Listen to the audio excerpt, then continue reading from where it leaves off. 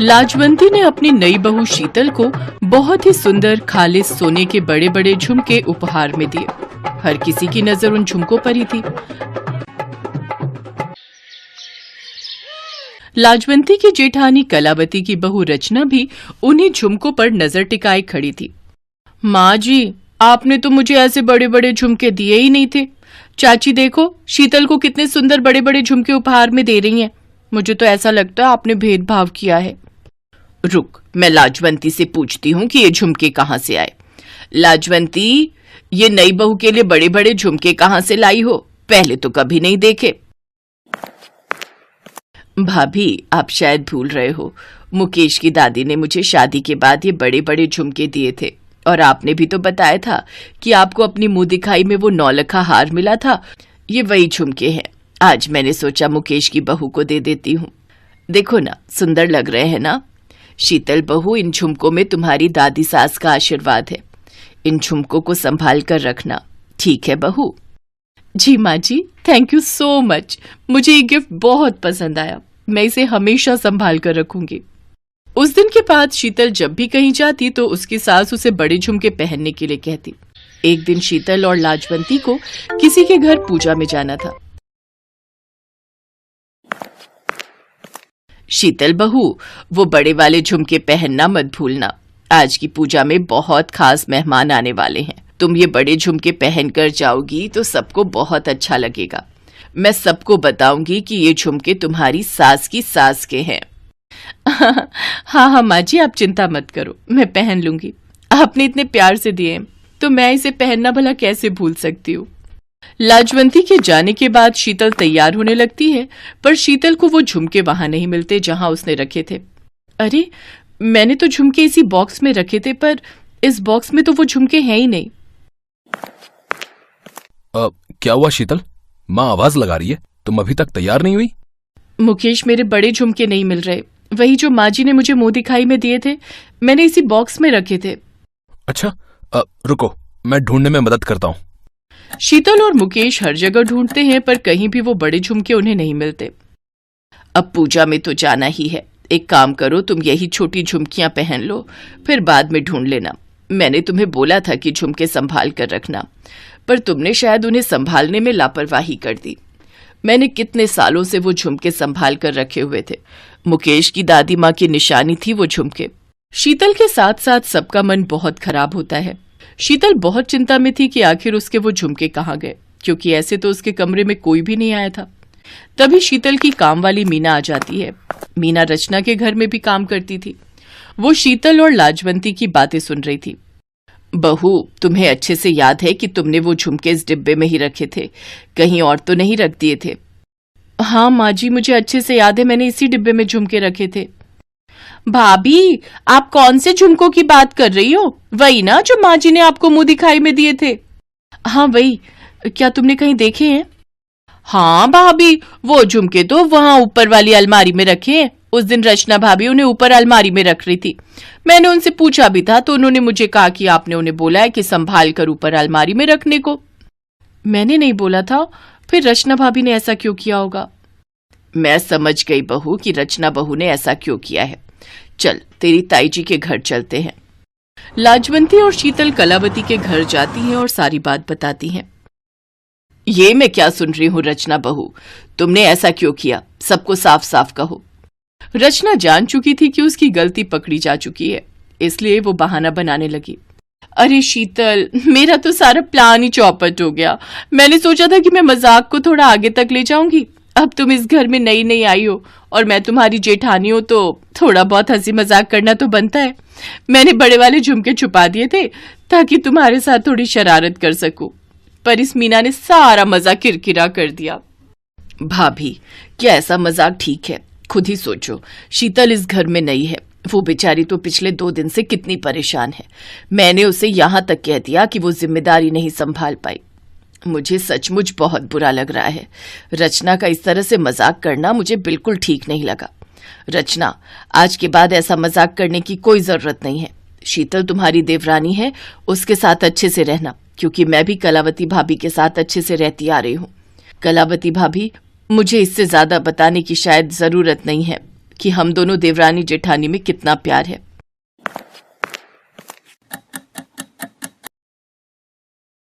चलो शीतल बहू, एक काम करो, आज रात को शादी में जाना है ना, तुम यही बड़े वाले झुमके पहनना, तुम पर बहुत सुंदर लगते हैं। झुमके मिल गए, मेरी बहू के चेहरे पर मुस्कान आ गई, नहीं तो चेहरा कितना उतर सा गया था। माँ जी सचमुच में बहुत परेशान हो गई थी। आप ठीक कह रहे हो, ये झुमके मिल गए तो मुझे बहुत तसल्ली हो गई। अब मैं इन झुमकों को और भी ज्यादा संभाल कर रखूंगी। उस दिन के बाद शीतल ने समझदारी से काम लिया। अब वो रचना से बहुत संभल कर रहती थी ताकि आगे रचना फिर से कोई चालाकी न कर सके। किशनलाल ने बहुत मेहनत के साथ अपने व्यापार को बढ़ाया था। उनके घर में सब कुछ था, किसी भी चीज की कोई कमी नहीं थी। रुपया, पैसा, जमीन, जायदाद सब कुछ था। किशनलाल ने अपने दोनों बच्चों निखिल और सोनिया को बहुत लाड प्यार से पाल पोस कर बड़ा किया था। उन्हें लगता था कि निखिल कॉलेज की पढ़ाई के बाद बिजनेस में उनका हाथ बटाएगा, लेकिन ऐसा कुछ भी नहीं था। निखिल बुरी लतों का शिकार हो गया था। अचानक किशनलाल को दिल का दौरा पड़ जाने से सारा काम ठप हो गया और धीरे धीरे किशनलाल कर्जे में डूबने लगा। ऐसे ही एक दिन किशनलाल का पुराना मित्र सोहनलाल, जो मुंबई में रहता था, दिल्ली उनसे मिलने आया। किशन, वैसे तो तू मुझे अपना मित्र कहता है, पर तूने एक बार भी मुझे अपनी परेशानी के बारे में नहीं बताया। तुझे पिछले कुछ महीनों पहले जब हार्ट अटैक आया तब भी मुझे कोई खबर नहीं थी। तूने तो अपने मित्र को पराया कर दिया। ऐसी बात नहीं है सोहन, तू तो मेरे बचपन का मित्र है। क्या करता, तुझे क्या बताता, सारा व्यापार खत्म हो गया सोहन। निखिल को बुरी आदतें लग गई हैं, वो शराब और सिगरेट का सेवन करने लगा है। मैं थक गया हूं उसे समझा समझा कर। अब बस भी करो, कितनी बुराइयां करोगे बेटे की। अगर सुन लेगा तो फिर लड़ेगा कि तुम उसकी बुराइयां सबके सामने करते हो। सरला, सोहन कोई बाहर वाला नहीं है, मेरे अपना बचपन का मित्र है। अब मैं अपने दुख इससे नहीं कहूंगा तो और किससे कहूंगा। चिंता मत कर किशन, सब ठीक हो जाएगा। निखिल बेटा को समझ आ जाएगी, बस उसी समय का तो इंतजार है। अब थोड़ी तबीयत में सुधार हुआ है तो सोच रहा हूँ फैक्ट्री जाना शुरू कर दूं। अच्छा, बबली बिटिया कैसी है? उसके बारे में तो पूछना ही भूल गया। बबली तो बहुत बड़ी हो गई है, उसके लिए लड़का ढूंढ रहे हैं। बस उसकी शादी कर दूं तो मेरी सारी चिंता दूर हो जाएगी। पूना में एक कंपनी में नौकरी करती है, सोच रहा हूँ अपने पास बुला लूं और एक अच्छा लड़का देखकर उसकी शादी कर दूं। तुम्हारी नजर में कोई लड़का हो तो बताना मुझे। लड़का तो है, पर तू उससे अपनी बेटी की शादी करेगा नहीं। कौन सा लड़का? और मैं उससे अपनी बेटी की शादी क्यों नहीं करूंगा? मेरा बेटा निखिल, पर उसकी बुरी आदतों को देखकर तू तो क्या, कोई भी पिता अपनी बेटी की शादी मेरे बेटे निखिल से नहीं करेगा। किशन, चिंता मत कर, मैं इस बारे में बबली से बात करूंगा। अगर बबली ने हाँ कह दी तो मैं निखिल से अपनी बेटी की शादी करने को तैयार हो जाऊंगा। अगले हफ्ते बबली आ रही है, मैं उससे इस विषय में बात जरूर करूंगा। क्यों नहीं, तुम तसल्ली से उससे बात कर लो। अगर बबली मान जाएगी तो क्या पता नई बहू के आने से हमारे भाग ही जाग जाए और हमारे घर में सब कुछ ठीक हो जाए। किशनलाल की आंखों में आंसू आ गए। सोहनलाल अपने मित्र के दुख को समझ रहा था। एक हफ्ते बाद जब बबली पूना से वापस मुंबई आई, तब सोहनलाल ने किशनलाल के बेटे निखिल के बारे में उसे बताया। सोहनलाल ने बबली से कुछ भी नहीं छुपाया। बबली बहुत ही समझदार लड़की थी, वो रिश्तों की अहमियत जानती थी। बबली भले ही निखिल को बुरी आदतें हैं, पर किशनलाल जी और उनकी पत्नी का स्वभाव बहुत अच्छा है। क्या पता शादी के बाद निखिल ठीक हो जाए। घराना तो बहुत अच्छा है और आजकल का जमाना देखते हुए जान पहचान में शादी करना सही रहता है। किशनलाल जी तुम्हारे पिता के बहुत पुराने मित्र हैं, हम उन्हें बरसों से जानते हैं। ये तो तुम ठीक कह रही हो बबली की माँ। बाकी बबली बेटिया, जो तुम्हें ठीक लगे वही तुम करना, कोई जोर जबरदस्ती नहीं। पापा, मैं शादी के लिए तैयार हूँ। मैं कोशिश करूंगी कि शादी के बाद किशन अंकल के घर में सब कुछ ठीक हो जाए। और निखिल की बुरी आदतों की वजह से मैं ये अनुमान नहीं लगा सकती कि निखिल स्वभाव का बुरा है। ये तो शादी के बाद ही पता चलेगा। क्या पता निखिल नेचर का अच्छा हो और मेरे कहने से वो बुरी आदतें छोड़ दे। बस मैं तो ट्राई कर सकती हूँ। बहुत समझदार है हमारी बिटिया। मैं भी ये खुशखबरी किशनलाल को फोन पर दे देता हूँ, वो भी खुश हो जाएगा। सोहनलाल किशनलाल को फोन मिलाता है और सारी बात बताता है। सोहनलाल की बातें सुनकर किशनलाल की खुशी का ठिकाना नहीं था। घर में सबको खुशखबरी दी जाती है, पर निखिल शादी के लिए इनकार कर रहा था। पापा, मैं अभी शादी नहीं करना चाहता। मैं बबली को जानता भी नहीं, पता नहीं कौन है, क्या करती है। मुझे अभी इन झंझटों में नहीं पड़ना। देख निखिल बेटा, शादी तो तुझे करनी ही पड़ेगी। अगर शादी के लिए हाँ नहीं की तो मैं तुझे इस घर में नहीं रहने दूंगा। और रही बात इस हवेली की और थोड़ी बहुत जायदाद की जो मेरे पास बची है, उसमें से मैं तुझे कुछ नहीं देने वाला। बस इतना याद रखना, अगर तू चाहता है कि इस घर में तुझे मैं रहने दूं तो तुझे बबली से शादी करनी होगी। ये मेरा आखिरी फैसला है। निखिल बेटा, शादी के लिए मान जा, क्यों खुद को और हम सबको परेशान कर रहा है। निखिल भैया, मैंने भाभी की फोटो देखी है, वो बहुत सुंदर और बहुत पढ़ी लिखी भी है, बहुत बड़ी कंपनी में नौकरी करती थी वो। निखिल के पास और कोई चारा नहीं था, इसलिए उसने बबली से शादी के लिए हाँ कह दी। कुछ दिनों बाद निखिल और बबली की शादी हो गई। शादी के बाद बबली के आ जाने से किशन लाल के घर में मानो खुशियों ने दस्तक दे दी थी। क्या हमें सचमुच ऑर्डर मिल गया?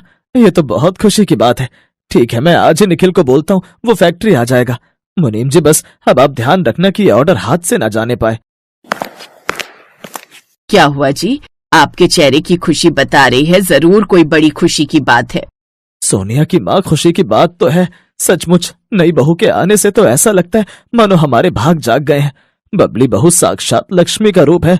हमें लाखों रुपए का ऑर्डर मिला है। बस अब सब कुछ अच्छे से हो जाए, फिर सारे काम हो जाएंगे। पर अकेला निखिल ये सब कैसे संभालेगा? पापा जी, अगर आप कहें तो मैं फैक्ट्री जा सकती हूँ। मैं निखिल जी के साथ मिलकर सारा काम देख लूंगी। ये तो बहुत अच्छी बात है। बहू, जरूर जाओ। मैं तो कहता हूँ अब से तुम निखिल के साथ मिलकर सारा फैक्ट्री का काम संभाल लो। निखिल को भी तुमसे बहुत मदद मिल जाएगी। ठीक है पापा, तो मैं फैक्ट्री के लिए तैयार हो जाती हूँ। बबली की विश्वास से भरी हुई प्रेरणादायक बातें उसके ससुराल वालों को एक नई उम्मीद की किरण दिखाती हैं। बबली की मेहनत और लगन को देखकर निखिल में भी बदलाव आने लगता है। अब धीरे धीरे उसने बुरी आदतें भी छोड़ दी और फिर कुछ दिनों बाद। क्या हुआ निखिल जी, आज आपने ड्रिंक नहीं की? बबली, मैंने शराब और सिगरेट को हमेशा के लिए अपनी जिंदगी से निकाल दिया। तुमने मुझे बदल दिया Babli. Thank you so much मुझ पर विश्वास करने के लिए। मैं भी तुम्हारे साथ खूब मेहनत करूंगा और फिर से पापा के बिजनेस को वापस ऊंचाइयों तक ले जाऊंगा। मुझे आप पर पूरा भरोसा है। हम सब मिलकर पापा के बिजनेस को जरूर बढ़ाएंगे। आपके इस फैसले से आज मैं बहुत खुश हूँ। माँ पापा जी सब ये जानकर बहुत खुश होंगे कि आपने बुरी चीजों की आदत छोड़ दी है। कहते हैं कभी कभी किसी इंसान के हमारी जिंदगी में आने से हमारी जिंदगी सचमुच बदल जाती है। ऐसा ही कुछ बबली का किशन लाल की फैमिली में आने से हुआ।